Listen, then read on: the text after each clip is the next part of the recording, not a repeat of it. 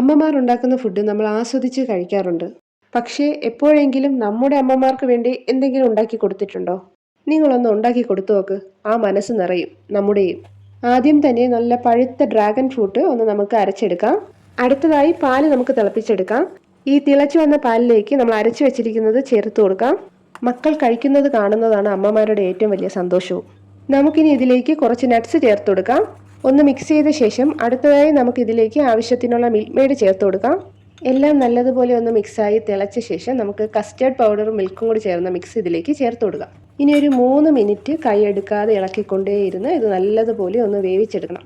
3 minute കഴിഞ്ഞു, നല്ലതുപോലെ വേവിച്ചെടുത്തിട്ടുണ്ട്. ഈ പാകമാണ് ഇതിന് കറക്റ്റ്. നെക്സ്റ്റ് നമുക്ക് പ്ലേറ്റിംഗ് സ്റ്റാർട്ട് ചെയ്യാം. ഇതൊരു ബൗളിലേക്ക് ഒഴിച്ചു കൊടുക്കാം. ചെറിയ ചെറിയ കാര്യങ്ങളാണ് അവരുടെ വലിയ സന്തോഷം. അത് മതിയാകും അവരുടെ കഷ്ടപ്പാടുകൾ മറക്കാൻ. അങ്ങനെ നമ്മുടെ ഫസ്റ്റ് സ്റ്റെപ്പ് പ്ലേറ്റിംഗ് കഴിഞ്ഞിട്ടുണ്ട്. ഇതൊരു 2 മണിക്കൂർ ഫ്രീസറിൽ വെച്ച് തണുപ്പിച്ചെടുക്കാം. അടുത്ത ലെയർ ചോക്ലേറ്റ് ചേർക്കുമ്പോൾ ചോക്ലേറ്റിൻ്റെ അത്ര മധുരം ഈ പുഡിങ്ങിന് ആവശ്യമില്ല. അതിനാൽ കുറച്ച് പാല് ചേർത്ത് ഇതിൻ്റെ മധുരം ഞാൻ കുറച്ച് കുറയ്ക്കുന്നുണ്ട്.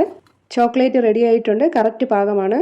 ഫ്രീസറിൽ നിന്ന് എടുത്ത 3rd ബൗൾ പുഡിംഗ് നമ്മളൊരു പ്ലേറ്റിലേക്ക് മാറ്റി കൊടുക്കുന്നുണ്ട്. ഇനി ഈ പുഡിങ്ങിൻ്റെ മുകളിലേക്ക് ചോക്ലേറ്റും പാലും കൂടി ചേർന്ന മിക്സ് ഇതിലേക്ക് ഒഴിച്ചു കൊടുക്കാം.